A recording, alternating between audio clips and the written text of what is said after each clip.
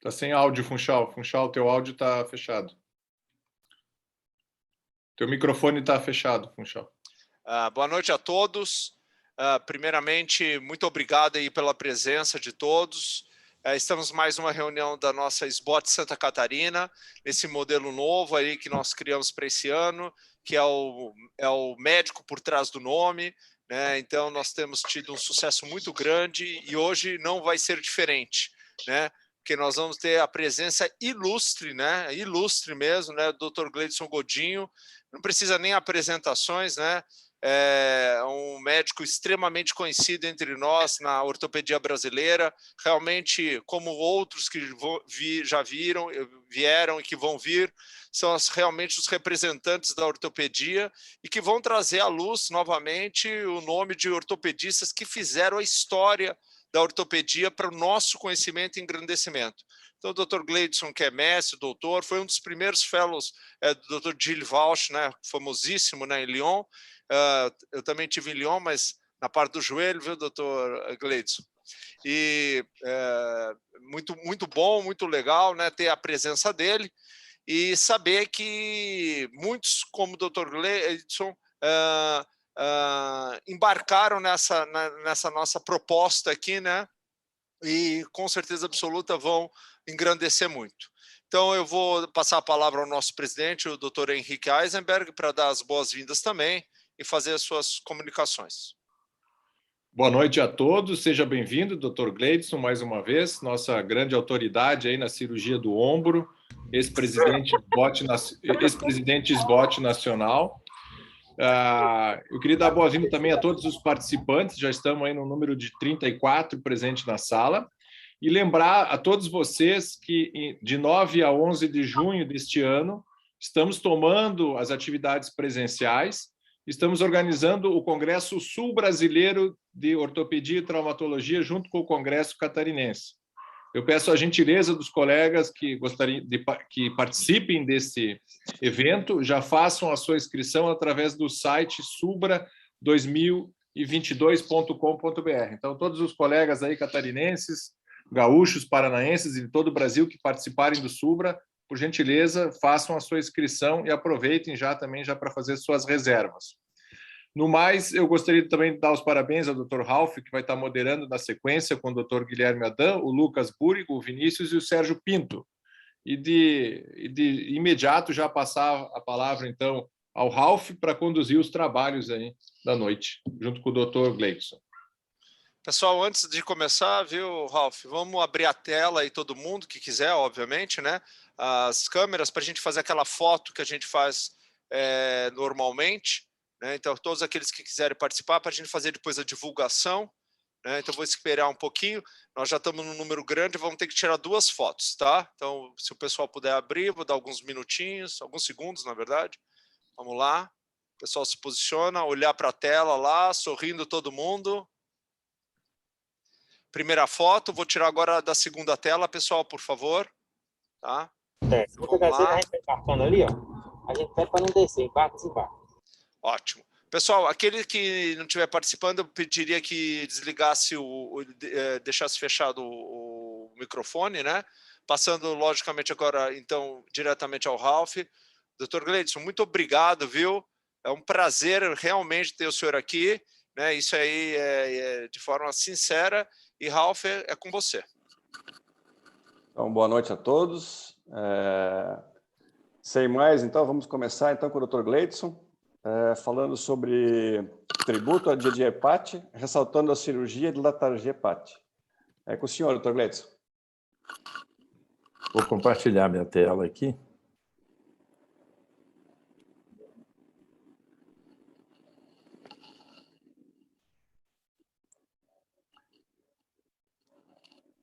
Ok. Então, boa noite a todos vocês.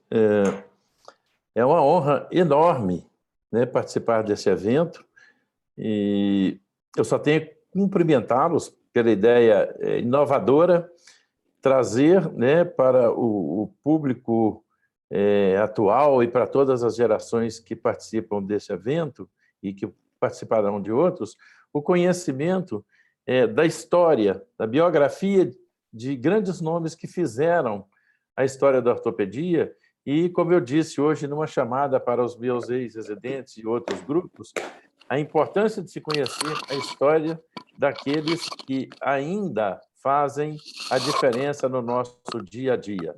Não é a presença física deles que faz a diferença, é a memória, é o que eles criaram, que eles pensaram, o legado científico. Então, eu os parabenizo por essa ideia brilhante, muito, muito inteligente.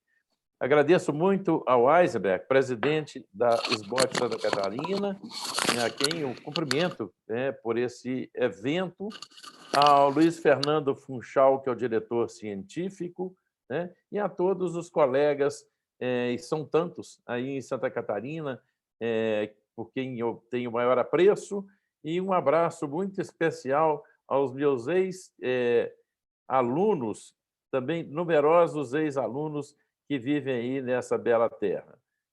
Comecemos, então, eu os cumprimento em nome do grupo de ombro que eu encabeço, e trabalha em 7 diferentes hospitais de Belo Horizonte, mas centramos nosso serviço no Hospital Ortopédico, no Hospital Belo Horizonte Life Center e hoje, especialmente, no Hospital Vila da Serra.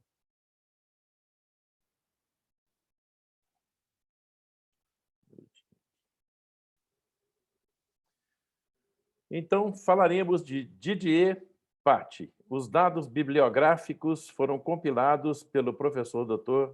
Gilles Walsh. Nascimento 1933, faleceu em 28 de fevereiro de 89. Uma curta vida, uma grande obra, 56 anos apenas e uma grande obra.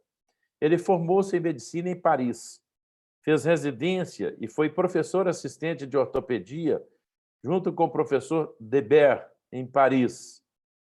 Mas Dr. Patti, ele casou-se precocemente, teve muitos filhos.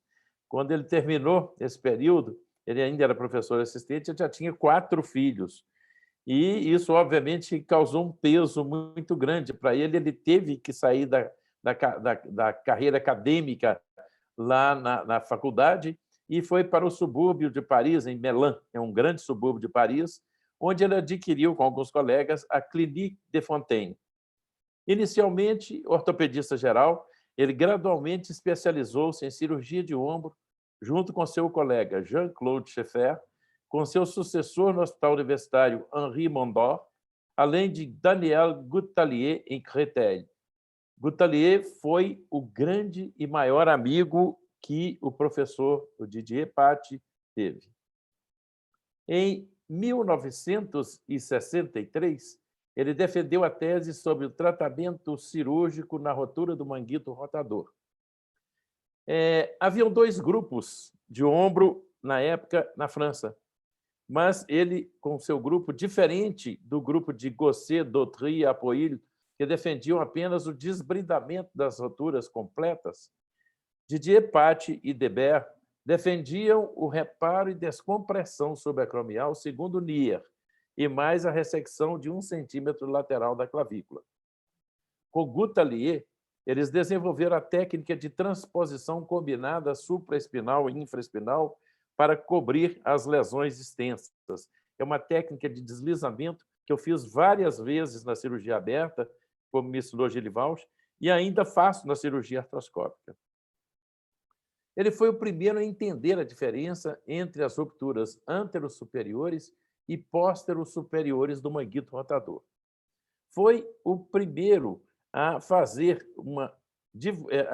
a divulgar, a descrever a segmentação do manguito rotador e fazer sua subclassificação junto com Uthoff, que foi um outro grande companheiro que ele teve. Popularizou e modificou o procedimento de Latarjet, o qual ele chamou de procedimento de triplo bloqueio. O Latarjet fazia procedimento sem a fixação com aqueles 2 parafusos, os princípios que eu vou comentar à frente. E o Didier Patti, ele fazia a desinserção de 2/3 superiores, ou digo, da metade superior do subescapular. E depois que ele fazia a transposição do enxerto com o tendão conjunto, ele suturava a cápsula lateral no tendão conjunto. Aí, embora Gilles Walsh, naquele seu estilo extremamente elegante, ele nunca quis dizer que ele modificou também o procedimento de Latarjet. Mas Gilles Walsh passou a fazer o que nós fazemos desde quando eu treinei com ele, que é divulsão médio-lateral das fibras do subescapular entre as suas porções média e inferior, sem nenhuma desinserção muscular. E, ao final, a sutura do ligamento na cápsula e não a cápsula no tendão conjunto. Patty foi o primeiro a considerar que a técnica não deve ser considerada como bloqueio, mas um procedimento dinâmico. Isso persiste até hoje como o grande trunfo dessa cirurgia. Não é que ela faça o bloqueio ósseo, é um triplo bloqueio, mas ele é dinâmico. Ele, junto com Gardès, ele descreveu o famoso EDI, Épaule douloureuse et instable, ou Painful Unstable Shoulder. É o ombro da microinstabilidade dolorosa, especialmente visto em atletas. Foi estudioso e descreveu isso aí. Junto com Bernajot, ele descreveu o Bernajot-View para a definição da perda óssea glenoidal na instabilidade do ombro e ainda amplamente utilizado em todo o mundo e que tem uma cuidade de 95% para identificação de perdas ósseas mínimas na borda da glenoide. Com o seu radiologista Weber, ele desenvolveu uma classificação da instabilidade acromioclavicular e descreveu técnicas de tratamento das instabilidades agudas e crônicas. Em 1985, ele fundou o Grupo Duplet para reunir todos os seus seguidores, especialmente os jovens como Daniel Mollet, Jean-Claude Scheffer, Dominique Cazelli, Cécile Néraud, Lesourd e Gilles Walsh, entre outros, que cada vez mais o visitavam em Melan. Ele era extremamente afetuoso, aberto e disponível. Ele acolhia os jovens que cada vez mais o procuravam no interesse de se desenvolverem na cirurgia de ombro. O objetivo do grupo Duplet era desenvolver um novo tipo de prótese com a companhia 3M, mas isso nunca aconteceu, infelizmente. E o grupo Duplet era um grupo todo formado por esses jovens interessados. Mas aí eu acrescento, ou essa frustração ela foi só temporária e o fato aconteceu com Walsh e Boileau. Eis a prótese Tournier. A ideia do grande mestre ficou. Ele não conseguiu fazer junto com o grupo Duplet, mas seus alunos Walsh e Boileau fizeram a prótese que tanto sonhavam. A dificuldade com a língua inglesa era um traço. Na época de Didier Patty, era comum que os franceses tivessem muita dificuldade para falarem o inglês. Quem foi para lá na época que eu fui percebeu isso. Não adiantava, só falavam francês. E essa dificuldade era especial em Didier Patty. Ele tinha um péssimo domínio do inglês. E isso dificultou também a divulgação à época do seu grande trabalho, do seu grande conhecimento. Era uma frustração dele. Mas ele tinha um grande amigo também, que era o Ginschwinn, que dominava várias línguas, italiano, francês, inglês, alemão, várias línguas. E o Ginschwinn, além de colega, ajudou muito na divulgação do seu trabalho. Em 87, junto com ele, ele fundou a Sociedade Europeia de Cirurgia de Ombro e Cotovelo, a CESEC, para contrabalançar com o grupo americano. Na verdade, existia a EAOS e ele queria que houvesse uma sociedade europeia. Mas ele não desejava que fosse o francês apenas a língua oficial. Ele desejava uma sociedade bilíngue, porque ele queria desenvolver uma sociedade que pudesse discutir com os americanos, dentro de ambas as sociedades, no mesmo pé de igualdade, bilíngue, inclusive. Infelizmente, na primavera de 1988, foi diagnosticado com câncer de pulmão. Didier Patty adorava o café crème, o café écrémé e cigarros. Ele fumou assiduamente até o penúltimo dia da sua vida. Era apaixonado e, às vezes, sentia que ele amava mais o cigarro do que a sua própria vida. Característica de francês, né, gente? Faleceu em 28 de fevereiro de 1989. Diz Girivalch, nós vamos lembrá-lo sempre, como amigo, mestre, mentor, pai ou avô. E eu digo, o meu avô na arte da cirurgia de ombro. Pat formou Girivalch, que fez de mim o seu primeiro fellow. Entremos, então, na técnica. O tratamento da instabilidade anterior do ombro, segundo a técnica de Latarjet-Pat, aqui eu e meu grupo, aqui de Belo Horizonte. As indicações para a cirurgia de Latarjet-Pat. A instabilidade anterior glenomeral com bancar ósseo maior do que 25% e os esportes de contato em alto risco. São as indicações clássicas. E como podemos visualizar, aqui à esquerda, a foto da cirurgia, o enxerto do processo coracoide, esse fragmento aqui, que é o ligamento coracoacromial desinserido do acrômio, e essa foi a inovação de Didier Pat, e aqui o tendão conjunto coraco-bíceps. Pat, ele dedicou muito, eu digo sempre, essa cirurgia ela é recheada de detalhes técnicos.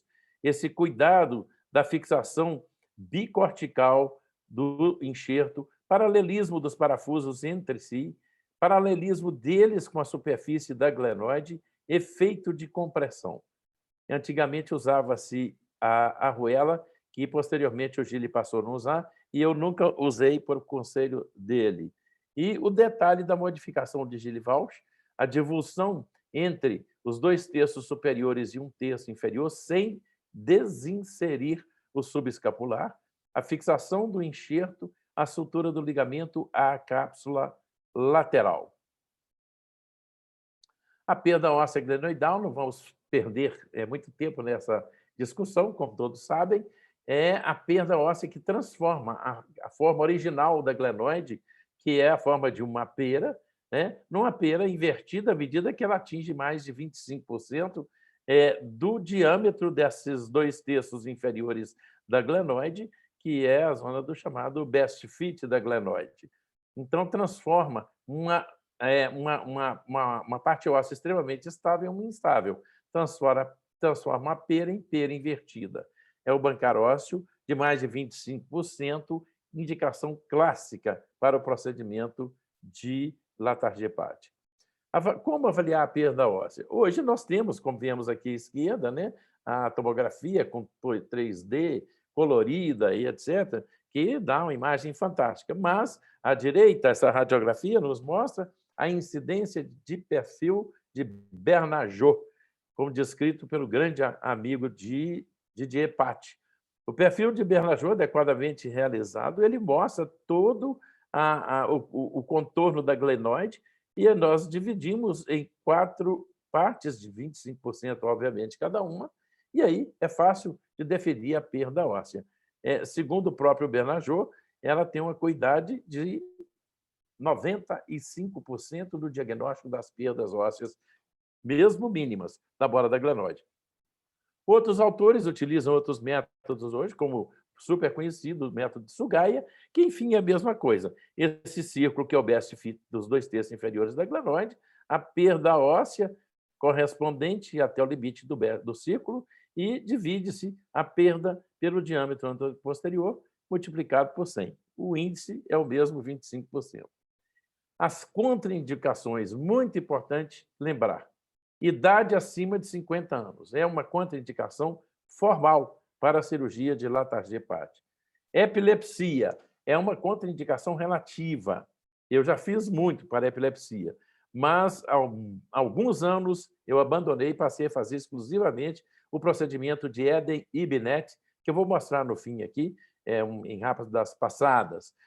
Portanto, assim, eu considero, eu tive em 32 anos de cirurgia de ombro, realizando cirurgia de Latarjet-Pat, ou infinidade de cirurgias, eu tive 2 recidivas apenas, que foram em crises convulsivas, pacientes que não fizeram controle.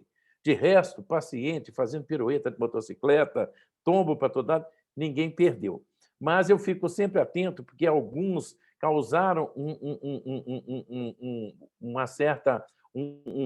entortamento no parafuso. Então, eu aboli, já há alguns anos depois que eu conversei com o Girivalch, a cirurgia de Latarjet-Patti para pacientes com epilepsia. Eu já vou direto no procedimento de Eden-Binet, que é o enxerto de Crist-Lígano. E a outra contraindicação absoluta, lesão extensa do manguito rotador. Então, aqui ficam duas contraindicações absolutas. Acima de 50 anos de idade, lesão extensa do manguito rotador. E a epilepsia, eu desaconselho, embora não seja uma contraindicação absoluta. Detalhes da cirurgia. Como eu disse, é uma cirurgia de detalhes. Primeiro, o enxerto ósseo ele deve ter cerca de 2,5 até 2,5 centímetros de comprimento. Como é que a gente calcula isso aproximadamente na hora do corte? Lembrando que o processo coracode ele é como uma vírgula. A gente vai desbridando e palpando. Na curvatura, no colo do coracode, você faz a osteotomia. Sempre de medial para lateral. De lateral para medial, você pode causar um dano à glenoide. Não é mais seguro. E aí, se você faz o corte exatamente do colo, você tem um enxerto bom. Onde colocar o enxerto? Sempre no hemisfério sul da glenoide e não no hemisfério norte. É uma causa de falhas na cirurgia de Latarjet. Eu vejo descrições de falhas, mas não são a técnica de Latarjet. É a técnica realizada inadequadamente. Ela é uma excelente cirurgia. Então, o enxerto, o efeito de compressão, né? Hoje eu uso parafusos de pequenos fragmentos, obviamente, né? Perfurando o enxerto com broca de 3,5 e a glenoide com 2,7, né? E coloco parafuso de pequeno fragmento. Pode ser de rosca total ou rosca parcial, fica a critério do cirurgião.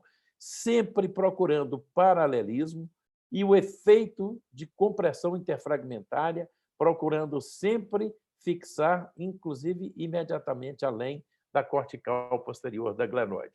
O que buscamos é isso aqui que eu fiz de uma peça de cadáver. Vejam, o enxerto aqui, ele faz um aumento preciso da glenoide e como vemos aqui na radiografia à direita.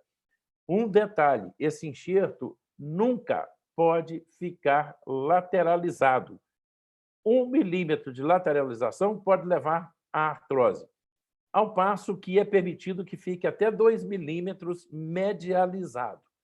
Isso não tem problema. O que não pode ficar lateralizado. E o que eu faço é procurar colocar o enxerto e fazer o máximo do esforço para que ele fique exatamente no mesmo nível da superfície da glenoide. O pós-operatório pode apresentar alguns sinais de absorção óssea. Isso é muito frequente, absorção óssea. Vejam aqui, desculpa. O enxerto aqui, com os 2 parafusos adequadamente colocados. Olha ele aqui, devidamente consolidado. Isso é um caso já com 1 ano depois de operado. Irregularidade. E vemos aqui que o enxerto é quase que uma forma meio assim, um trapézio, né?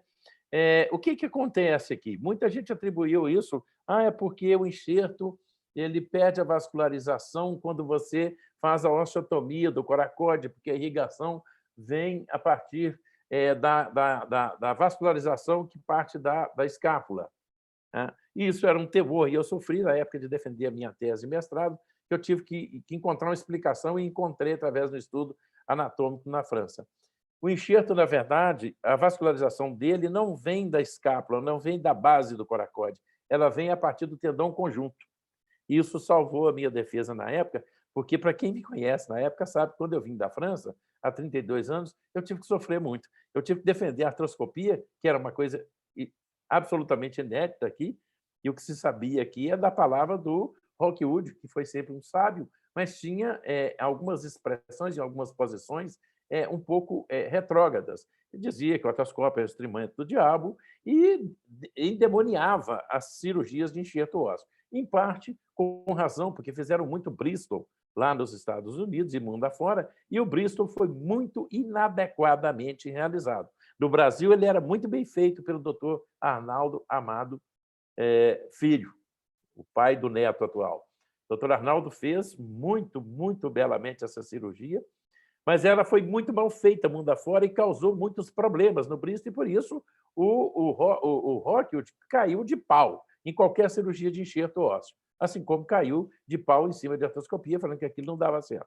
Bem, e aí ficou a explicação por que esse enxerto absorve, e absorve principalmente no polo superior dele, e por que, a despeito de absorções até extensas, a cirurgia continua funcionando bem. Duas explicações. Uma mais recente, alguns anos atrás, que Didiacomo deu. Essa absorção ocorre em função da lei de Wolff, lá da física, de pressão e resposta. O que acontece? O enxerto ele é colocado no hemisfério inferior. Então, essa sobra aí acima já vai do hemisfério da glenoide para cima, onde o impacto da cabeça humeral no movimento é menor do que no hemisfério sul da glenoide. Por isso, menor pressão, maior absorção. E embaixo, menor absorção. Foi a explicação que o Didiacomo deu e que hoje absolutamente aceita. E por que, a despeito de absorções, às vezes importantes, o ombro continua estável? Porque Didier Patti já disse lá atrás, essa tríplice estabilização ela era ósseo, ligamentar e muscular, mas era uma estabilização dinâmica. O sábio já disse no início.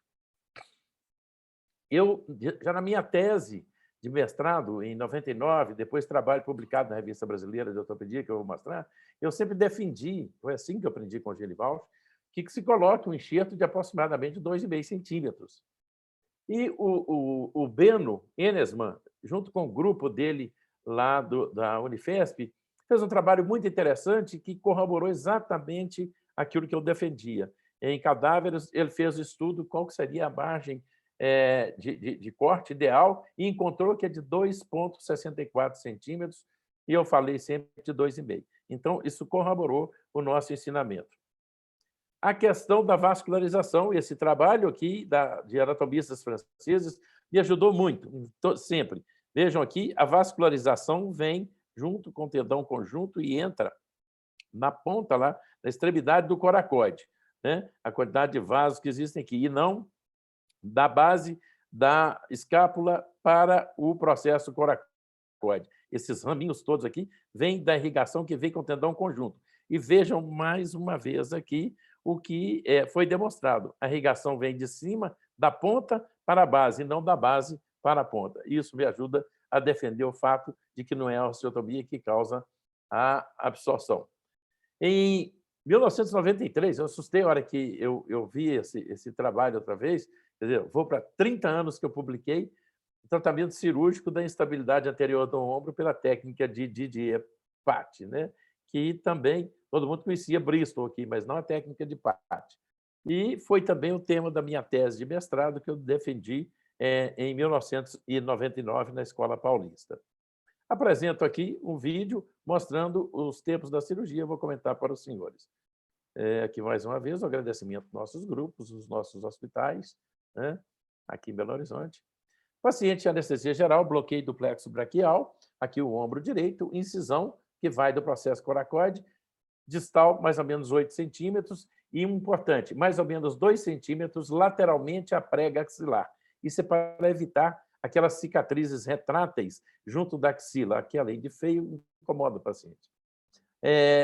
Abertura por planos, identificação da veia cefálica e a separação dela lateral. Com frequência, ela se lesa. E aí, sem problema, a gente liga. Ali já estou mostrando ali o processo coracoide, o tendão conjunto coracobíceps, e eu vou, nesse momento, com cautério, fazendo a desinserção do peitoral menor. Essa é a zona perigosa, porque a zona medial, 5 centímetros abaixo, tem o cruzamento do nervo músculo cutâneo, e 2 dedos medialmente o plexo braquial. Aqui eu já vejo lá, lateralmente, o ligamento coracoacromial. Eu vou separando bem as partes moles. A zona lateral ao tendão conjunto é chamada safe zone. Safe zone é a zona segura, não tem nenhum vaso, não tem nenhum problema, você pode secar facilmente.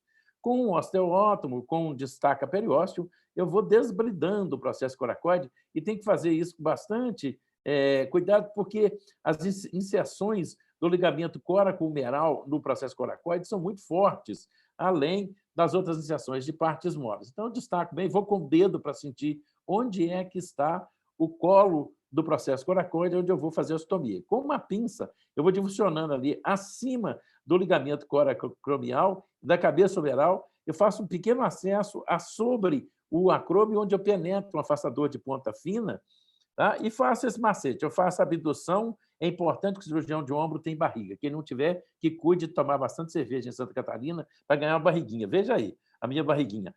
Eu ponho o ombro em abdução, apoio o cotovelo na minha barriga, deixo rodar interno e ainda faço uma pressão com a mão no braço, que me dá uma amplitude muito boa. Eu visualizo ali onde eu estou passando o ligamento coracoacromial, processo coracoide, tendão conjunto, né? Veja aqui mais uma vez. E vou dissecando ali, está, acima do bisturi está o acrômio. Eu vou o máximo que eu posso distalmente para dissecar e desinserir o ligamento coracoacromial. Com isso, eu procuro ganhar um bom ligamento, um bom flaptoligamento que eu irei inserir na cápsula.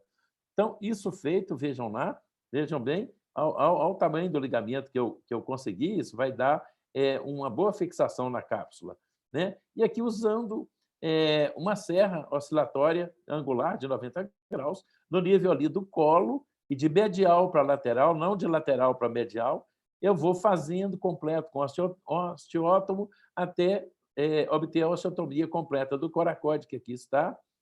Faço em seguida o desbridamento com cautério na sua superfície. Vejam bem, ele sempre que vai bem no corte adequado, vai essa pontinha óssea. É exatamente o limite da curvatura. É aqui que o coracoide faz a curva, o seu cotovelo, e é aqui que é o ponto exato da osteotomia. Então, aqui eu vou na superfície inferior dele, faço um adequado desbridamento e depois eu vou dissecando para visualizar o nervo músculo cutâneo, como veem aqui. É muito importante, fica cerca de 5 centímetros distalmente ao processo coracoide. Viram ali, eu levantando, fixando o ligamento. 3 porções do subescapular, superior, média e inferior. Eu vou divulsionar entre as porções média e inferior. Inicialmente com uma tesoura, depois um pouquinho de cautério só para ajudar a desbridar. Divulsiono bem até chegar na cápsula, ponho um afastador, depois vocês vão ver, eu vou inserir uma gazinha de tamponamento vaginal. Vejam bem, o tendão está aqui, eu dou só um piquezinho para ajudar, mas eu não desinsiro. Tá? A cápsula visível está lá no fundo, né? Eu percebo ali onde é que está a glenoide, né? Recoberta ainda pela cápsula íntegra. Eu coloco uma gazinha de tamponamento vaginal só para ajudar a destacar mais a musculatura do corpo da glenoide. Vejam aí, eu estou fazendo aí uma divulsãozinha para mostrar, e já fiz o corte, né? Vejam lá, aonde é que fica a cápsula. Eu faço uma incisão longitudinal na cápsula glenomeral, né? Vejam aí, abrindo, né? Sem desinserir nada no subescapular. É isso que me permite uma reabilitação precoce. Olha lá, a gazinha ali colocada, amarre um fio de sutura, ou deixe uma ponta boa para fora, que senão vai esquecer aí. Ou então avise para o mais inexperiente da sala. Se ficar, a culpa é sua, se você não me lembrar de tirar. Aí eu vejo, tenho uma boa visão, tiro a gazinha logo e vou colocar um afastador. Esse é um afastador de triar, né? Pode ser qualquer afastador de ponta fina. Eu coloco esse afastador no colo da glenoide. Vejam bem que visão legal. Aqui a cápsula, estou pegando a cápsula, levantando. Aqui está a glenoide, recoberta pela cápsula, e o afastador de triar ali, afastando, apoiado no colo da glenoide. Aí, com bisturi, eu vou fazer um corte longitudinal na cápsula para que eu possa inserir. Aqui, no caso, eu vou usar um afastador de patch, né, que foi o que ele desenhou, que eu uso ainda, ou um afastador tipo Fukuda, né? E aí, então, eu terei a exposição adequada. Vejam lá, estou completando a abertura. Usa-se inicialmente um bisturi, cuidado para não quebrar essa lâmina aí, graças a Deus nunca aconteceu. Então, aqui já a glenoide lá vista, né? O afastador aqui está dentro da glenomeral, a glenoide à direita. Eu faço o desbridamento completo, resseco completamente o lábio e todo o periósteo, resto de cápsula que está aqui situado sobre a glenoide. Eu uso esse princípio muito usado nas cirurgias de acetábulo, né, nas fraturas. Eu ponho fios de Steinmann para manter o afastamento e olha que bela exposição da glenoide. Aqui está a articulação, o afastador afastando a cabeça humeral, a glenoide, e aqui eu venho com o osteótomo ou com a serrinha e faço um desbridamento extenso, máximo da glenoide, porque aqui eu quero contato para a consolidação. Venho outra vez na superfície aqui do processo coracoide, desbrido e ainda uso a serrinha para retirar a cortical. Eu quero osso esponjoso em osso esponjoso. Tá? Esse é um detalhe que eu acrescentei na técnica. Eu pego o ligamento e faço uma sutura tipo Krakow, no ligamento, para que torne, na hora da sutura dele na cápsula, mais forte e mais larga. Eu gosto de fazer isso, um Krakow no ligamento.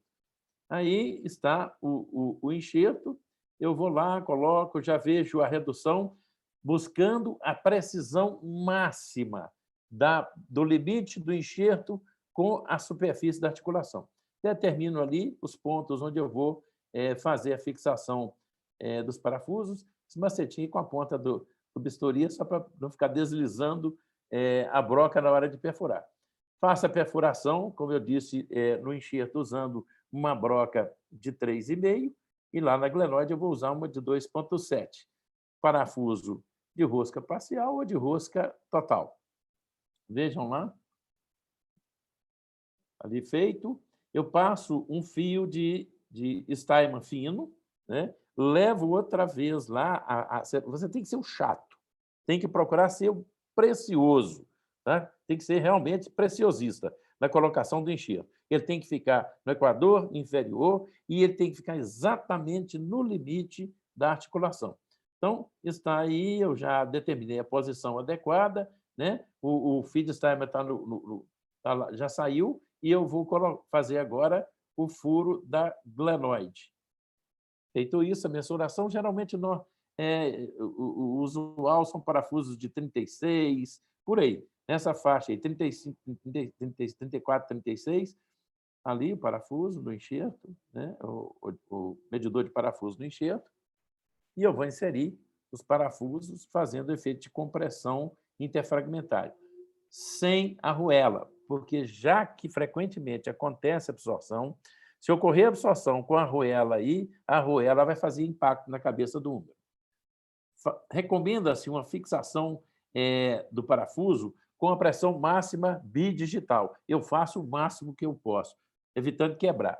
Há poucos dias alguém citou o que fazer quando quebra. Eu vi um na vida, porque eu vi acontecendo com o professor Dejour, ele inventou de fazer e quebrou o enxerto no meio. Se acontecer, não apavorem. Faça uma cerclagem com fio de aço no enxerto e continua a cirurgia. Vai ficar bom do mesmo jeito. Feito o primeiro parafuso, deixa ele um pouco mais frouxo para que você possa corrigir desvios eventuais, mantendo a posição adequada. Um macete para ficar também o paralelismo dos parafusos é colocar uma chave de fenda no parafuso e, na hora de furar o de baixo, você vê com a broca, com a perfuratriz, ficando paralela à chave de fenda que está no parafuso de cima. Aí você ganha bastante precisão no posicionamento paralelo. Vejam aí o enxerto, lá a ponta dessa pinça está passando dentro da articulação, né? E aqui um outro detalhe que eu procuro fazer. Eu faço uma abdução de cerca de 40 graus, uma rotação 30 graus e uma rotação de 70 graus na hora de suturar o enxerto do ligamento na cápsula, para evitar o máximo de limitação de movimentos, né? Então, isso é uma coisa que também foi uma decisão minha e funciona bem. Ali eu estou mostrando ali o tendão conjunto passando dentro do subescapular, onde foi feita a divulsão, né? Aqui eu estou agora suturando. Eu suturo o ligamento, olha lá o ligamento ali, ó, grande, forte, eu suturo na cápsula, né? Na cápsula lateralmente, bem firme. O Krakow me ajuda a ter uma fixação melhor, lá o enxerto, né? Muita gente pergunta qual vai ser o efeito realmente desse enxerto. O Genival fala assim, não sei não, mas eu fiz a vida toda. Eu também falo, eu fiz a vida toda, agora não tem coragem de deixar de fazer. Gasta um pouco mais de tempo, fazer só latagem rápida, né? Vejam lá, a articulação superior, do subescapular, o inferior recoberto pelo tendão conjunto entrando lá na articulação. E uma estabilização, estou fazendo rotação lateral máxima aí, absolutamente estável. Não se fecha o subescapular, preste atenção, tá? Fechamos por planos. Eu sempre faço uma infusão, eu ponho 160 miligramas de gentamicina em 100 ml de soro e infiltro nas partes moles. Ponho um dreno 24 horas. Essa é uma técnica que os americanos, o Burkhardt, resolveu modificar. Ele põe um enxerto nessa posição lateral. Isso não pegou muito, porque o enxerto você tem que ganhar o máximo da largura, e aqui ele fica muito fino. Se ele absorve qualquer coisa, ele vai embora. Então, esse tal de arco congruente não funciona. A coisa quente é isso aqui mesmo que o Didier Patti fez, que o Gilles Valch divulgou, e que nós temos 32 anos dessa cirurgia, com 2 recidivas devido à crise convulsiva, um por epilepsia e outro por droga. Quando falhar, qual o procedimento? Cirurgia de Eden e Binet, eu vou dar uma dicasinha só aqui, aproveitando o momento e abusando de vocês, mas é a cirurgia ideal também para quem tem epilepsia. Veja o tamanho da lesão de Hill-Sachs, sem para o mínima lesão de banco ósseo típico de paciente epilético. Se fizer outra cirurgia, não vai dar certo. O que eu faço? Mesmo tipo de desbridamento, mesma via de acesso do Didier Patti, só tem que eu tiro o enxerto de crista ilíaca nunca menor do que 2 centímetros. Eu meço o tamanho, daí eu pego a glenoide de baixo em cima. É para cobrir a glenoide toda. Olha o tamanho do enxerto. E aqui eu ponho geralmente 3 parafusos, dá para colocar 3 parafusos não alinhados para não ter linha de cisalhamento. Veja aqui, dá uma cobertura enorme para a glenoide. Essa paciente aqui já teve crise convulsiva depois. Não, paciente convulsivo é difícil, às vezes ele desobedece. Já teve, mas ela não conseguiu perder a cirurgia. Então, sobre a técnica, é isso. Mais uma vez, meus cumprimentos em nome do grupo de ombro e o meu enorme agradecimento a todos vocês. Fico à disposição para perguntas. Dr. Gleidson, muito obrigado. É espetacular mesmo escutar o senhor falando de uma coisa que o senhor teve tão perto assim quando desenvolveu e, enfim, agradeço pelo seu tempo. Todos ficamos muito honrados com isso aí, viu? Muito obrigado. Eu acho que a gente vai mostrar uns casos e, se sobrar tempo, no final a gente abre para perguntas. O senhor está convidado a ficar na reunião, mas se precisar sair também a gente entende, viu? É um prazer estar com vocês aí, se alguém quiser discutir, é um prazer. Tá legal, obrigado. Vou ficar aí junto com vocês. Obrigado.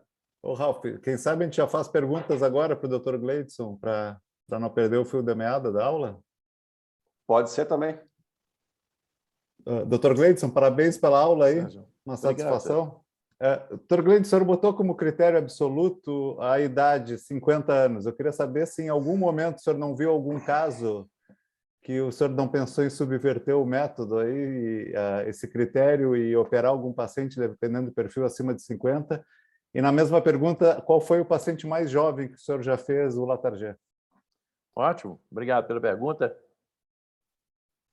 Não fui eu, mas no grupo nosso já aconteceu. Operar no paciente de mais de 60 anos.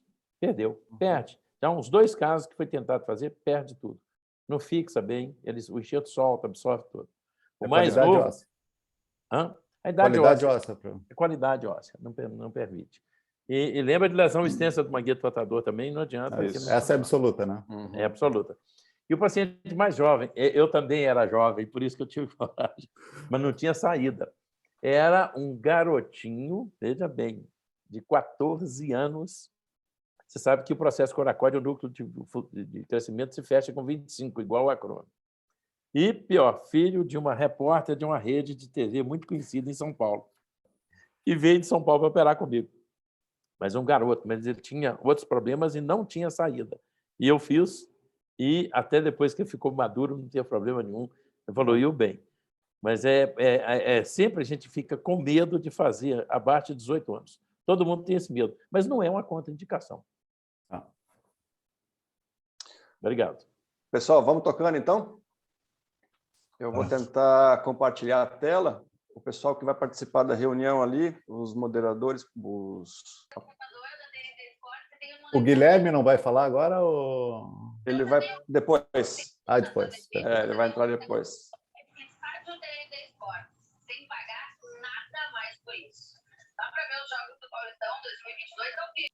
Vocês estão escutando um áudio? Agora saiu, né?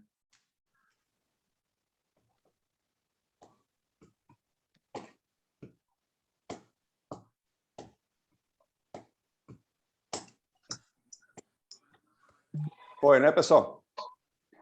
Não foi, Ralf. Toca assim, Ralf. Toca assim. Diminui um pouco a barra lateral e toca assim. Para mim está parecendo igual, mas tudo bem, vamos lá. Então, vamos bater um papo sobre instabilidade anterior do ombro, certo? Eu sou o Ralf, eu trabalho em Blumenau, no IOT. Vão participar com a gente da mesa aqui o Dr. Guilherme Adam, que é médico radiologista em Florianópolis, o Dr. Lucas Búrigo, que é especialista em ombro de Criciúma, se não me engano, né? Isso, boa noite. Boa noite, isso. O Dr. Vinícius e o Dr. Sérgio, cirurgiões de ombro de Florianópolis. Está todo mundo aí, né?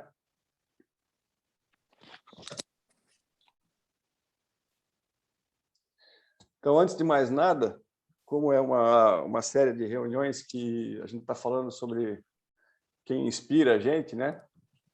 Olhando ali no site da Sociedade Brasileira de Cirurgia do Ombro e Cotovelo, tem na mesma fileira esse pessoal todo ali, né? E tem o Dr. Paulo Sérgio, que foi meu professor na faculdade, na residência. Alf, você tem que passar na lateral ali, que senão a gente não vai conseguir ver. Desce ali um pouquinho. Eu vou fechar aqui, então. Isso. Porque passa aberto, senão a gente não vai conseguir. Isso, agora foi. Agora tá foi lá. do pessoal, né? A figura do pessoal. Tá bom. Isso. Então, como eu estava falando, esses foram os meus heróis, né? São os meus heróis da cirurgia do ombro no Brasil aqui, né? E entre eles está o Dr. Gleidson. Eu não sou ex-estagiário dele, eu fui estagiário do Dr. Sérgio Kekia, mas tenho admirado o trabalho do Dr. Gleidson, tenho ouvido e lido o que ele faz durante toda a minha carreira. E tenho aprendido muito com os ex-estagiários dele também, né? Muito com o Krishman, com o Gesser, o Niso, o Sérgio. A gente tem, eu acho que um privilégio aqui em Santa Catarina de ter um grupo muito legal de cirurgia do ombro e a gente se ajuda e troca informação. Tomara que fique sempre assim. E só para lembrar, o Dr. Gleidson mostrou o trabalho dele lá de 93 do Latarjet, ou do Didier Pat, né? Mas ele publicou em 93 já um estudo artroscópico dos ligamentos glenumerais, recessos sinoviais, labro e correlação anatomo-clínicas. Eu imagino como é que foi isso aí. Aqui ninguém fazia artroscopia, ninguém sabia nem direito o que era. A maior parte era cria do Rockwood mesmo, né? Que nem o Dr. Gleidson falou. E lá em Belo Horizonte já tinha o Dr. Gleidson falando em artroscopia. E em 96 publicou o reparo das rupturas do manguito rotador aqui, a técnica cirúrgica. O meu estágio foi em 99 lá com o Dr. Sérgio Kekia e eu acho que naquela época o grupo tinha 100 artroscopias, estava bem começando. Então, como o Dr. Gleidson estava bem na frente, e a gente foi seguindo os passos dele. Então, vamos lá, vamos começar os nossos casos.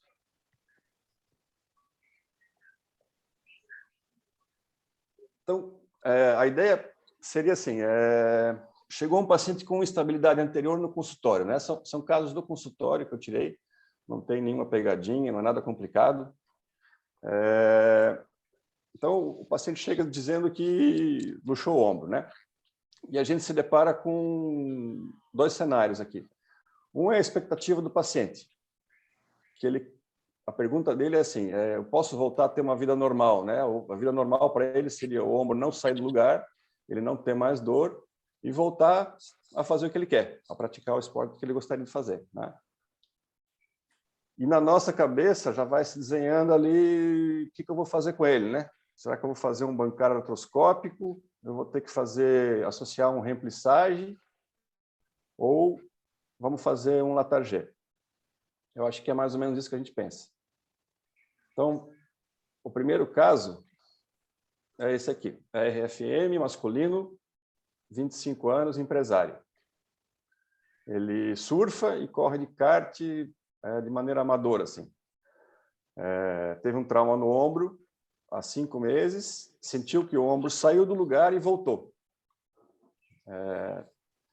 Depois disso, ele teve 6 episódios semelhantes.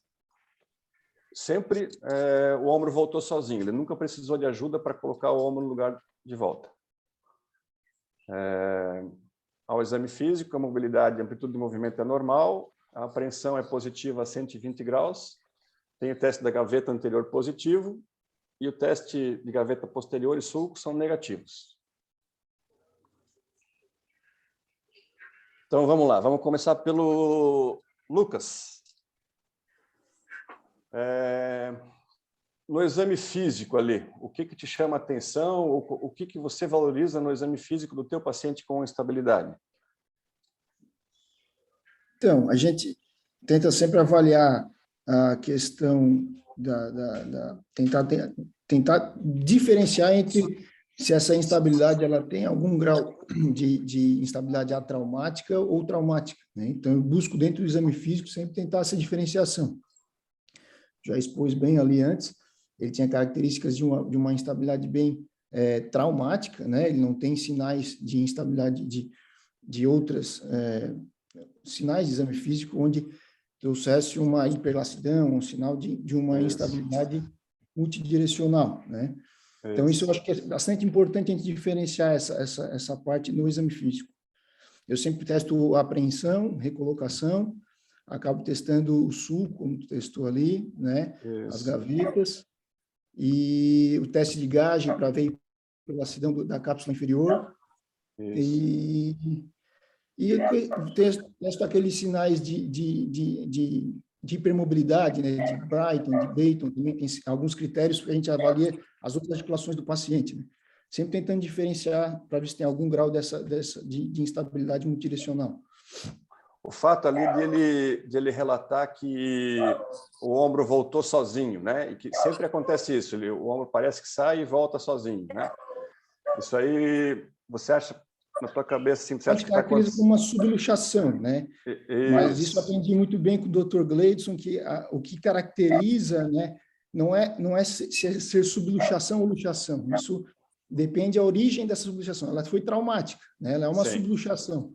Ela costuma ser mais na instabilidade atraumática, né? Ter mais subluxações. Mas isso, ser uma subluxação não é uma característica exclusiva disso, né? Ele pode ter subluxação e o caráter da lesão ser traumático mesmo. Tá legal. Vinícius, o que você, no teu dia a dia, no teu paciente do consultório ali, você pede de exames complementares? Para esse paciente, boa noite a todos. Obrigado pelo convite, Funchal.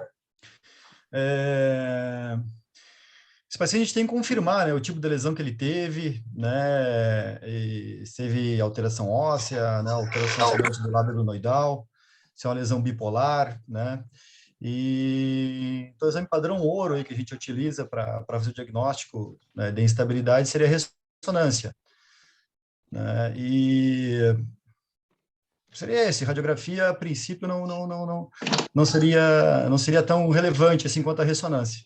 Isso, tá bom. Eu penso que nem você também, né? O meu exame base assim para pacientes com instabilidade hoje ainda é a ressonância. Mas só para lembrar todo mundo, o Dr. Gleidson já comentou, né, a incidência de Bernajot, né?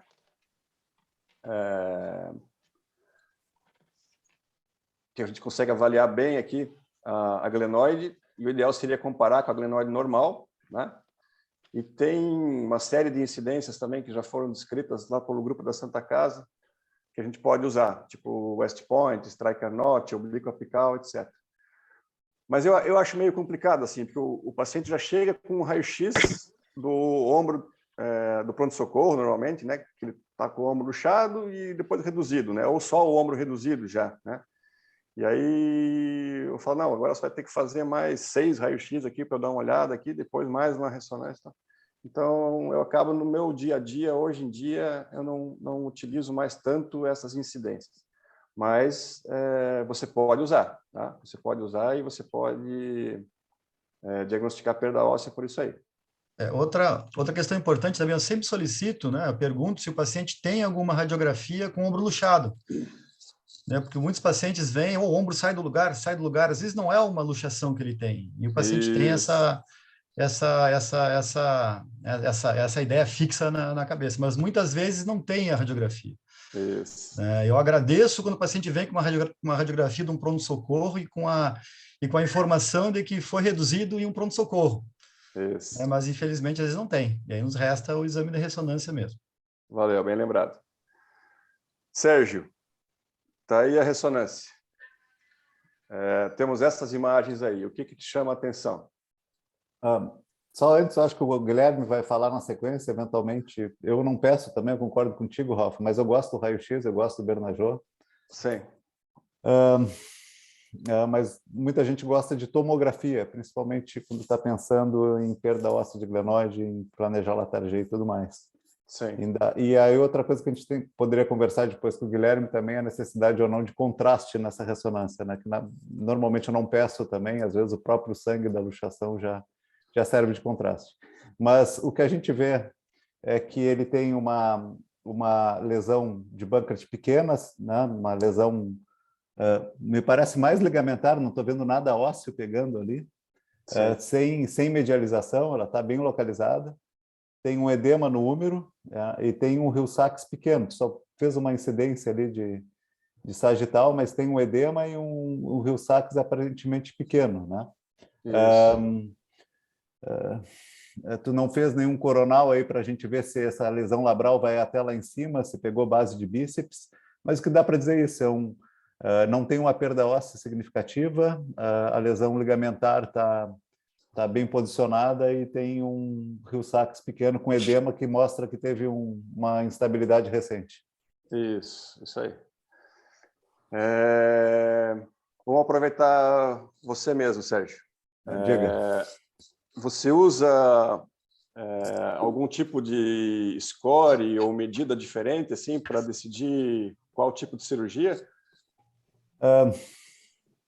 Na verdade, a gente já tem mais ou menos na cabeça, quem já faz muito tempo ombro, algumas coisas. O pessoal critica muito o ISIS score, mas eu acho ele interessante, eu não pontuo o ISIS, mas eu acho interessante porque o ISIS ele também pensa no paciente como um paciente, né? Não só como ombro. Então, ele avalia a idade do paciente, ele vai avaliar o esporte, se tem contato ou não, se vai ter uma perda óssea ou não. Então, eu acho o ISIS score interessante para... tu já botou aí o ISIS score, eu acho ele interessante para pensar, porque ele te avalia a idade, esporte de contato, a perda óssea radiográfica, então eu acho interessante, eu gosto do ISIS, mas eu não levo ao pé da letra, porque se a gente for muito ao pé da letra da pontuação, a gente quase não faz videoartroscopia, vai tudo para a latargia. Isso, a crítica é exatamente essa, né? A história foi mais ou menos assim, eu acho que estava todo mundo já fazendo cirurgia bancar por vídeo e tal, estava todo mundo feliz, e aí de repente vem o Dr. Boileau e diz que não, o índice de recidiva é muito grande e eu fiz um trabalho aqui e bolei um índice dizendo que não dá para fazer em quase ninguém, né? Não, sobra pouca gente, né? Foi mais ou menos isso. Mas, enfim, eu acho que ele serve como para a gente ter uma ideia dos pacientes que são mais problema, né? Se é um paciente mais jovem, que tem esporte de contato, que tem perda óssea, não dá para fazer um bancar artroscópico nele. Acho que é mais ou menos isso aí, né? Perfeito. Ele também considera essa questão do esporte importante. Às vezes o paciente tem uma idade boa, não tem uma perda óssea grande, mas faz tipo um jiu-jitsu, que é um esporte ruim para o ombro, né? Então a gente considera também muito a vida do paciente, não só a imagem dele, como outros critérios caracterizam, né? Isso. Guilherme, vamos aproveitar que você está aqui. Eu sei que você tem uma apresentação para falar um pouco para a gente sobre lesões on-track e off-track. Lesões on-track e off-track. Ótimo. Eu vou passar rapidinho aqui. Eu só peço confirmar se estão me escutando, porque eu estou com um problema aqui, eu estou tendo que me virar no 3G. Então, boa noite. Tá dando microfonia, Guilherme. Deve estar perto da caixa o teu microfone. Acho que agora eu sair vai ficar melhor. Está perto da caixa o teu microfone. Melhorou um pouco?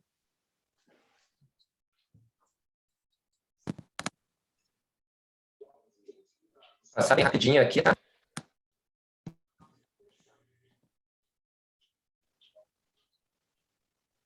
Um instantinho.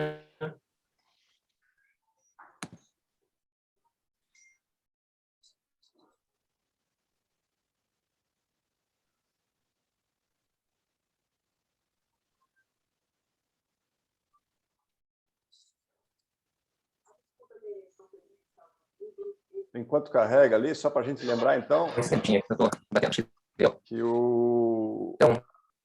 Assim, por ressonância, esse grego fez um trabalho. Desculpe, estão me ouvindo? Deve ser datinho. Estão me ouvindo? 3G do Guilherme. Então, a história é mais ou menos assim. E aí, contrapondo um pouco o easy score dos franceses, os americanos, né, o grupo, na verdade, um grupo de Giacomo, do Burker e tal, eles lançaram o conceito das lesões bipolares, né? E aí tem essa medida que o Dr. Guilherme vai falar ali para a gente, que ajuda a gente a entender quais pacientes vão precisar realmente de uma cirurgia com enxerto ósseo ou não. Acho que carregou agora, Guilherme. Só um instantinho aqui que eu estou me tendo... Oi? Desculpe.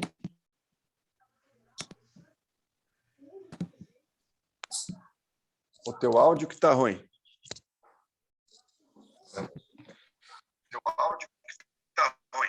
Eu estou com 3G porque caiu a internet aqui no bairro. Não sei se vocês estão conseguindo me escutar. Estão conseguindo me escutar, Sérgio? Eu estou te ouvindo falhado, Guilherme. Coloca do telefone. É do telefone no teu computador, será que não melhora? Coloca do telefone no teu computador, será que não melhora? Certo, vou tentar fazer pelo que eu estou com 3G. Podem tocar a reunião que eu vou abrir aqui no celular, acho que vai ser melhor. Tá bom. Eu vou voltar aqui, depois a gente volta contigo daí. Me desculpe. Mas basicamente seria isso aqui, né? O conceito, ele vai explicar para a gente depois, mas o conceito é mais ou menos esse, né? Que existe, né? Não é que existiria, existe um trilho que a cabeça do húmero faz na glenoide, normalmente, e se tiver uma lesão óssea, tanto da glenoide quanto um rio sax aqui da cabeça humeral, essa lesão ela vai engatar ali, né? Vai ter um engate. E nesse caso não adianta você fazer uma cirurgia só de partes moles, você tem que fazer uma cirurgia com enxerto ósseo. Guilherme, desliga teu áudio. Guilherme, desliga E mais recentemente, a coisa ficou ainda mais complicada, né? Os caras lançaram uma revisão do algoritmo de tratamento, e aí a gente tem esse quadro aqui, né? Onde se classificaria... Compartilha o teu, Ralf, eu acho que está no do Guilherme ainda. Acho que ele tem que sair, então. O meu está compartilhado aqui. Está aparecendo do Guilherme ainda. Tenta fazer share do teu aí. O meu tá, para mim, está aparecendo. Entrou. Entrou? Mostra o slide anterior, que eu acho que ninguém pegou aí no final. Isso. Então, esse é o trabalho de Giacomo e do Etoy e do Burker, né? Mostrando o conceito de lesões bipolares e no trilho ou fora do trilho, né? On-track ou off-track. Então, eles fizeram através de medida de tomografia, né? E aí eles conseguiram estipular se a perda óssea era importante para acontecer uma lesão engaging, né? E aí chegaram à conclusão de que se tiver ali menos de 25% de defeito da glenoide e uma lesão on-track, você faz um bancar e assim vai, né? E mais recentemente eles revisaram isso aí. Como eu estava falando antes, agora apareceu o slide? Por um algoritmo mais complicado ainda, que ficou mais ou menos assim, né? Dividindo os pacientes ali em perdas ósseas pequenas, médias ou grandes. Então, tudo isso, para resumir, Tudo isso é para te ajudar a tomar uma decisão em qual cirurgia você vai fazer. Se é uma cirurgia só de reconstrução de partes moles ou se vai fazer enxerto ósseo. Tá? Vamos voltar para o nosso caso ali. O Lucas, o que você faria nesse caso? Ele surfa e joga e gana de kart, né? Isso, mas é tudo recreativo, assim, não é profissional. Né? Eu converso bastante com o paciente, eu entendo a expectativa dele em relação à cirurgia e ao resultado, mas um glenoid track de olho, assim, né, parece ser um on-track, né? Eu planejaria um bancar simples aqui, mas eu sempre avalio esse Hill-Sachs intraoperatório também. Eu tento dar uma olhada nele, o tamanho, às vezes assim, e faço a rotação externa, eu tento enxergar se tem um engage dentro da cirurgia. E às vezes eu deixo, preparado para fazer um ramplissage quando eu julgo necessário dentro da cirurgia, intraoperatório. Mas de caso assim, de cara, eu ia para um bancar simples. Isso. Vinícius, tem alguma ideia diferente, não? Eu concordo com o Lucas em relação à indicação, né? Seria um bancar simples, né? E um remplissagem. Né? Eu só faria algo diferente, assim, eu já entraria no procedimento já com a minha conduta determinada, né? Para avaliar o engage ali no transoperatório, a soltura do lábio glenoidal anterior, ele deixa a cápsula muito frouxa. Então, a gente acaba, às vezes, superestimando o remplissage e isso pode atrapalhar nossa conduta, né? E o inverso, né? Testar, fazer a rotação externa, já com o lábio anterior fixado, né? E aí a manobra pode prejudicar o nosso reparo ali. Então, já entraria já com essa conduta já determinada, né? Um reparo do bunker artroscópico e um remplissage, né? Concordo também que parece ser uma lesão on-track, né? Parece ser pequeno ali a lesão do Hill-Sachs e aparentemente não tem perda óssea também ali na glenoide. Eu acho que seria isso aí. Acho que é isso aí. Palpitezinho? Claro. Opa, pode? É uma honra. Nosso serviço, habitualmente, nós pedimos raio-x, né, nas incidências descritas, ressonância e tomografia. Por quê? Porque a tomografia continua sendo mais precisa para você fazer a mensuração do on-track off-track. Isso. Por exemplo, essa lesão de Hill-Sachs, ela pode trair, como Burigo. Tudo bom, Burigo? Como ele disse, parece ser pequena, realmente parece. Você olha a primeira imagem esquerda, mas a do centro dá uma ideia que ela pode ser mais profunda. Então, uma tomografia com reconstrução em 3D sempre ajuda. E hoje não é um exame tão caro, né? Então, a gente prefere ser muito rigoroso. Nós pedimos os 3 exames, tá? Para ter essa definição melhor, se faz já entra para entrar sabendo se faz o bancar ou se faz o remplissage, que seria o caso, obviamente, né? É um dos dois. Ótimo. É só isso que eu queria dizer. Muito obrigado aí pela entrada. Não. Permitido. Tem até um trabalho recente, né, da geração nova de Godinhos, né, falando disso aí, né, comparando tomografia e ressonância magnética para medição, né, das lesões bipolares, né, e chegaram a essa conclusão que o exame standard seria ainda a tomografia, né? Exatamente. Eu acho queria que é isso, deixar, né? essa mensagem, né? Não custa nada acrescentar isso. Eu sempre falo, gente, não custa nada ter precisão. Tá bom. É isso. Tá bom. Obrigado. Existe um cuidado também que a gente pode ter na hora de avaliar, né, no momento de avaliar a lesão do Hill-Sachs, é o corte da ressonância, né? Quando surge a cabeça do húmero ali, né, no quarto corte para baixo, seria, segundo os colegas radiologistas, né, depois a gente pode confirmar isso aí, seria o corte ideal para fazer o cálculo ali do track. Certo. Eu vou passar para o próximo caso e aí a gente vê se o... Vamos aproveitar o Guilherme também.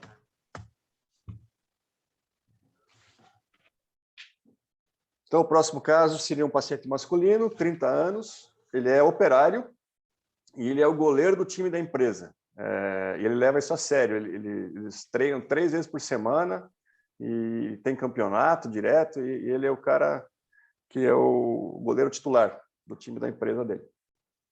Ele teve um trauma no ombro esquerdo com luxação glenomeral há 2 anos, foi reduzido sob anestesia em hospital. E depois disso teve mais de 20 episódios. Hoje em dia ele consegue reduzir a luxação sozinho, tá? Ao exame físico, a mobilidade, a amplitude de movimento está normal, ele tem uma apreensão a 90 graus, a gaveta anterior positiva e o teste do sulco negativo. O que você acha, Sérgio? Vamos começar contigo ali. Baseado nessa história e no fato dele levar o esporte dele um pouquinho mais a sério, né? Diferente daquele outro paciente que não luxava objetivamente, né? Nunca precisou ser reduzido, esse paciente tem uma luxação objetiva com necessidade de redução em 20 episódios, né? Isso. O outro até a gente podia discutir o tratamento conservador, eventualmente, né? Porque é um paciente que não luxava poucas vezes, mas esse é um caso que a gente vê com certa frequência, o paciente de uma idade, um adulto jovem, com goleiro que usa bastante o braço, com muito episódio, possivelmente é um caso de instabilidade. Eu queria ver alguma imagem que tu tiver aí, Ralf, para continuar. Temos isso aí.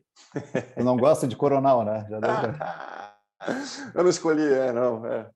Ele tem o que difere daquele, a gente pode até deixar eventualmente para o Guilherme falar, mas esse tem uma perda, uma lesão de glenoide grande ali, talvez no olhômetro, assim, 1/3 ali, da glenoide, né, com uma medialização já do fragmento e do ligamento, talvez tenha um Alps, alguma coisa assim. E no sagital ele não dá para ver nenhum Rio-Sacks importante, assim, então, nem no axial. Então, a princípio, diferente do outro, esse é um paciente com instabilidade, com uma perda óssea grande da glenoide, né? Isso. Eu acho que só de olhar sem fazer medida nenhuma ali, já dá para saber que é mais de 20% ali, né?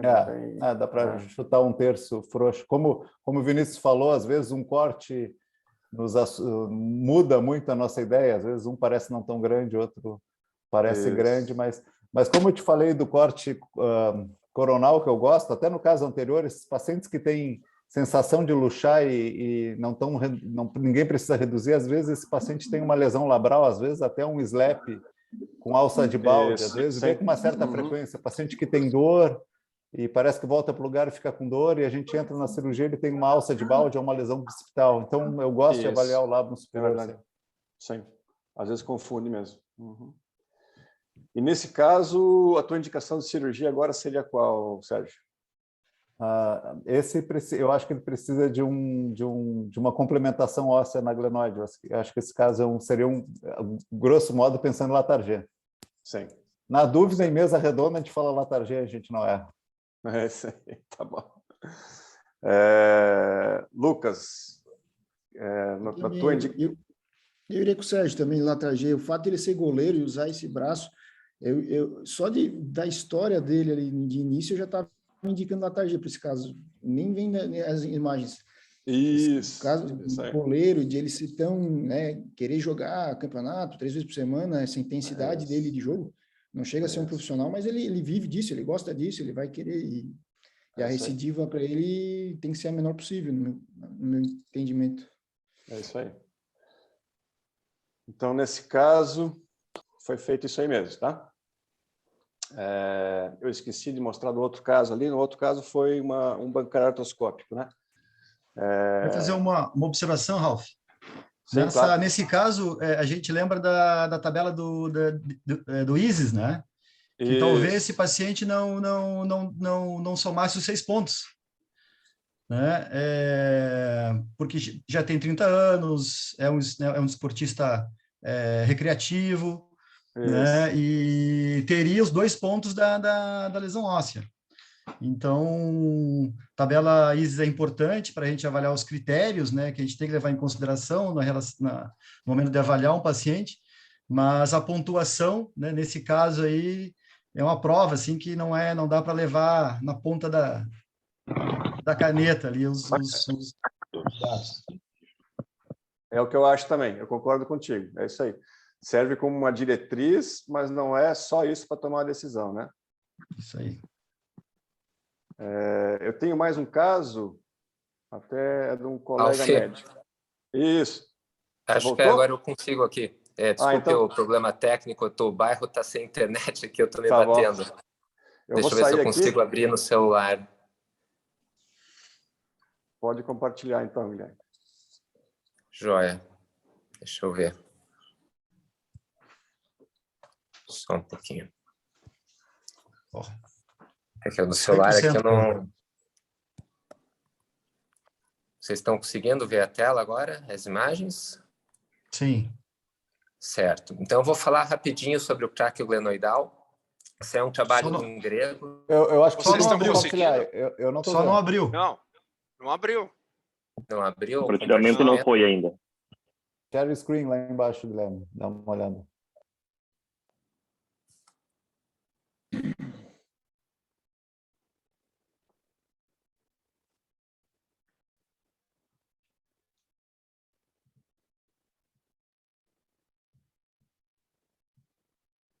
Agora vai dar. Agora deu? Estão me ouvindo? Deu. Tranquilo. Estão ouvindo? Pode tocar. Então, talvez saiu o trabalho. Talvez virar o telefone. Está no telefone, né? Sim. Então, agora eu vou passar assim mesmo, que é mais fácil. Esse é um trabalho de um grego comparando, né, a tomografia e ressonância a respeito da medida. Realmente, a tomografia ela ainda tem uma acurácia melhor para pequenas diferenças de medida, mas a ressonância, ela também, por praticidade, ela acaba conseguindo fazer uma boa medida do tráqueo glenoidal ali, sem maiores dificuldades, né? Até o Sérgio comentou, né, da opção por pedir a ressonância e não a arterorressonância.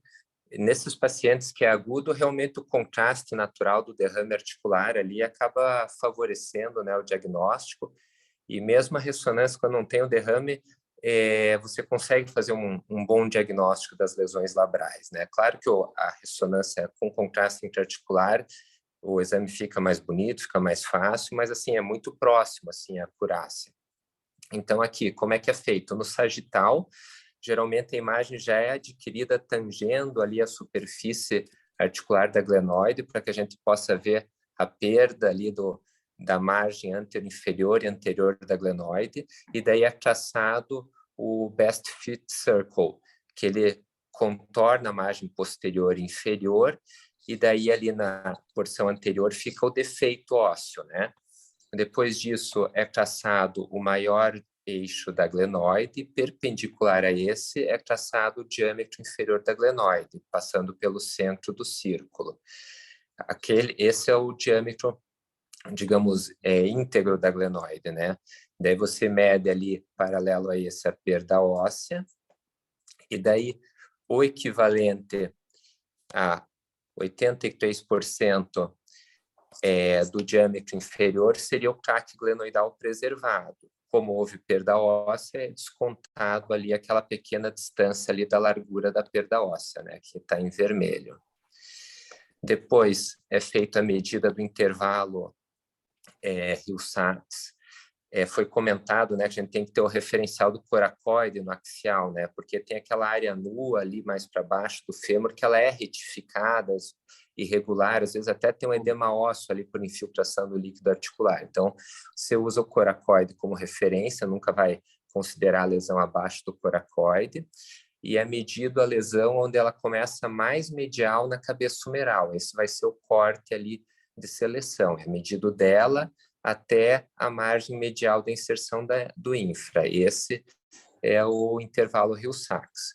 Se o intervalo Hill-Sachs for maior do que o cálculo do tráqueo glenoidal, é sinal que uma lesão que faz o engajamento, né, uma lesão off-track. Então, esse é o método, né, que foi desenvolvido para calcular o track na ressonância magnética. Não sei se alguém quer comentar alguma coisa. Ô, Guilherme, eu tenho observado aqui os exames que eu peço,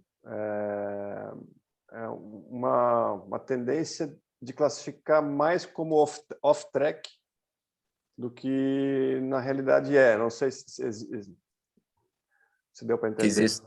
Existe uma, digamos, um superdimensionamento. Exato, Certo. Essa impressão, assim, realmente me passa, sabe, também, né?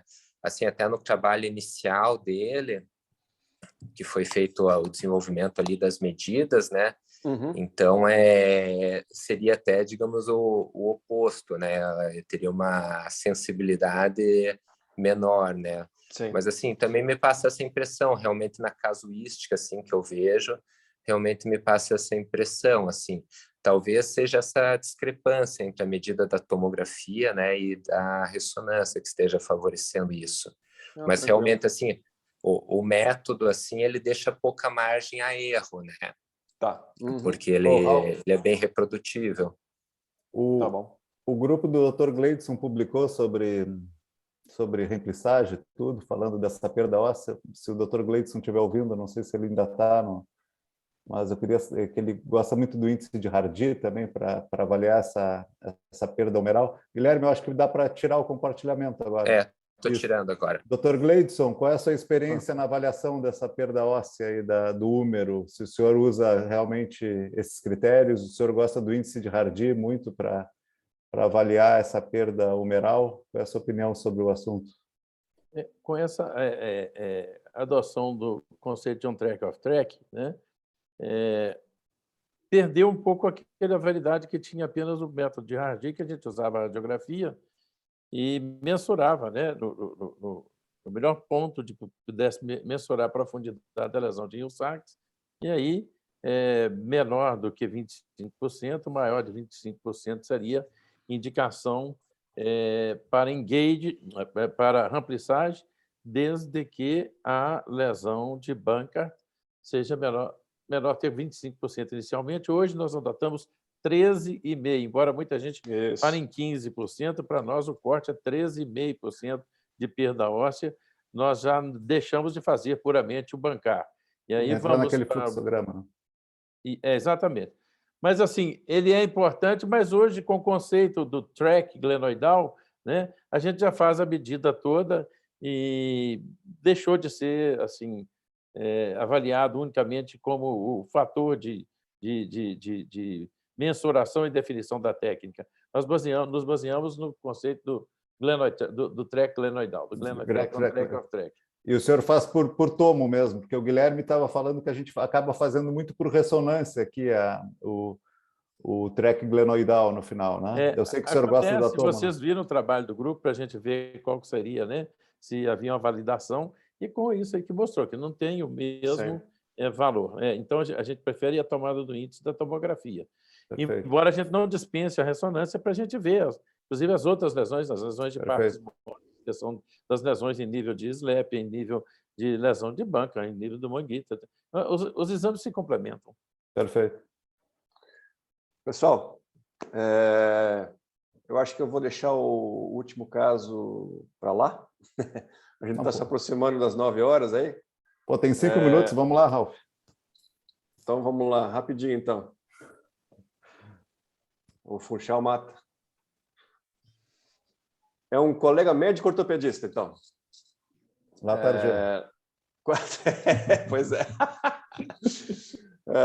40 anos. Ele teve um trauma há 10 anos, luxou o ombro, ele conseguiu reduzir, mas ele fez a manobra de redução nele mesmo, assim. O ombro estava luxado e ele mesmo reduziu, tá? E depois teve mais 4 episódios.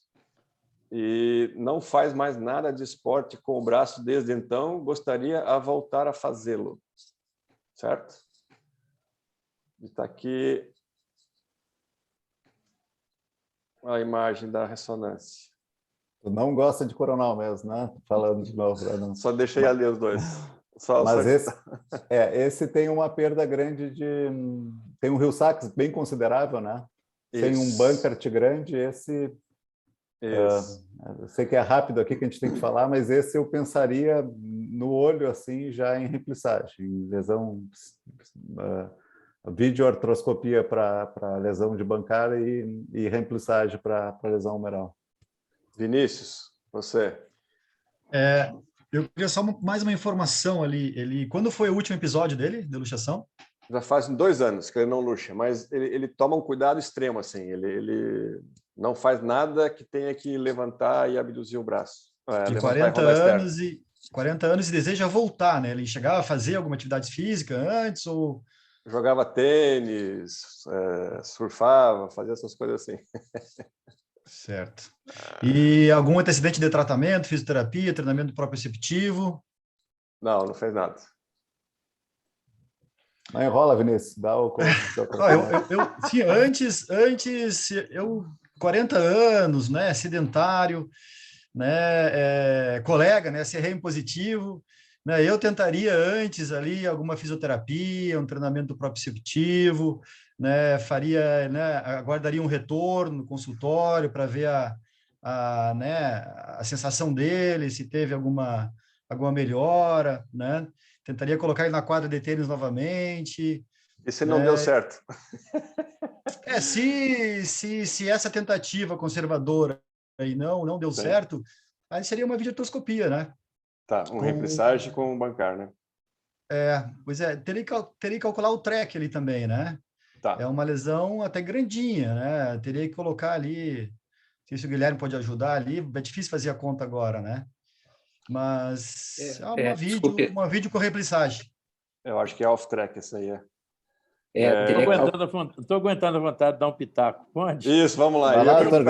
Aqui entra a questão do índice de Hardy na importância dele. Possivelmente vai dar até que é uma lesão on-track. Só tem que ter um Hardy extremamente grande aí, né? E é um típico caso, já vou falar. Da falência das outras opções, tal, da idade, primeiro 40 anos, não esqueça do manguito rotador, não. Pode estar envolvido, né? Não esqueça do manguito, 40 anos para cima. Mas, olha, grande Hill-Sachs, profundo, com perda óssea, nem está dando para ver se tem no glenoide. Excelente indicação para a remplissagem. Certo, obrigado. Isso aí. Obrigado. Obrigado, doutor. Vou perguntar para o Lucas, então, se ele tem alguma coisa diferente para comentar. A princípio, eu acho que todo mundo está falando, um caso bem típico para... Agora que o doutor Gleidson falou, vou falar diferente. É fácil. Então, acho que é isso. Vou dar notícia para ele amanhã, ele vai ficar feliz. Ele estava pensando que ia para Desculpa eu dar o pitaco, gente. A gente fica coçando, né? Viciado em mesa redonda. Mas essa é uma lesão boa de fazer uma remplissagem, cobre aquele defeito, dá até uma satisfação depois da pós-operatória. Isso. Posso fazer uma pergunta novamente? Tenho aí um minutinho para o Dr. Gleidson. Fala.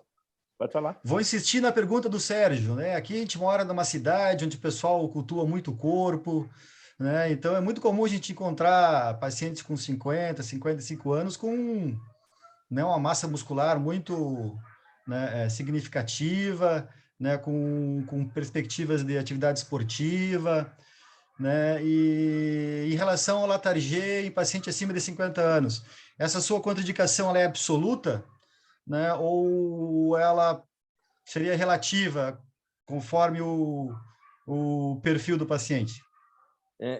Não é uma posição minha, é uma posição de escola, a partir do Gillivalch. Tá? Sim. É contraindicação abaixo de 50 anos. É claro, é igual aquela história. Eu não vou fazer uma prótese no paciente porque ele tem 49 anos, se ele tivesse 50, eu faria.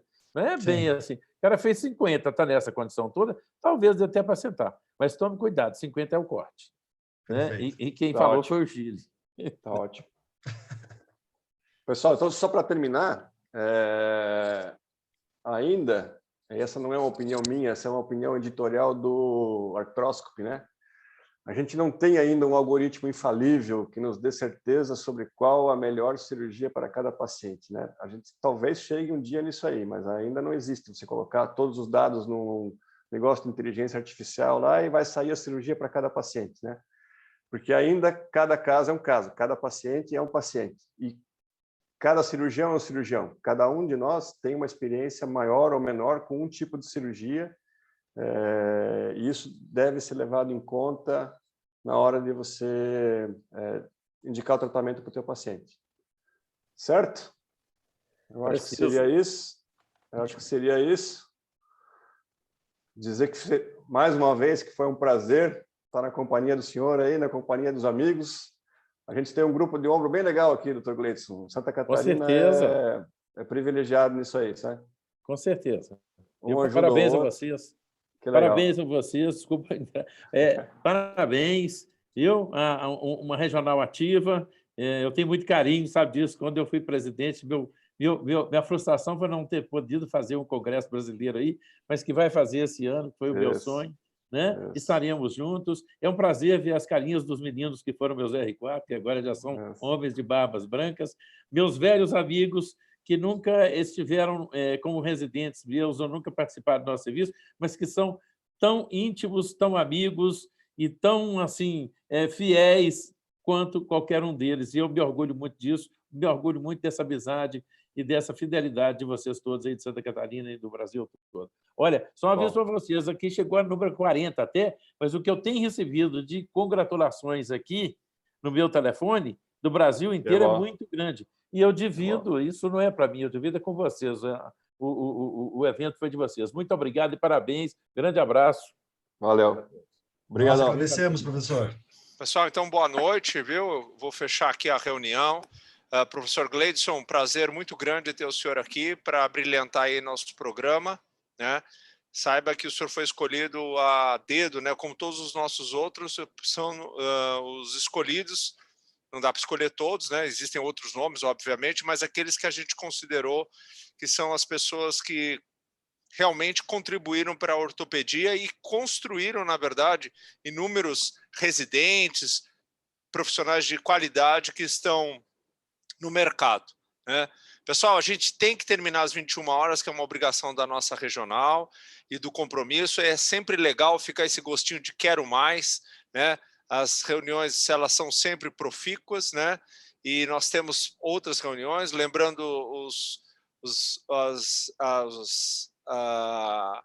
informações dadas pelo nosso presidente, Henrique, né? Então, nós temos o Sul Brasileiro, que é um congresso nosso aqui, então solicito que a nossa regional se fortifique em fazer. Dr. Gleidson, eu vou ter o prazer de conhecê-lo, já o conheço há muito tempo, mas assim, de parabenizá-lo assim, diretamente aqui em Santa Catarina, né?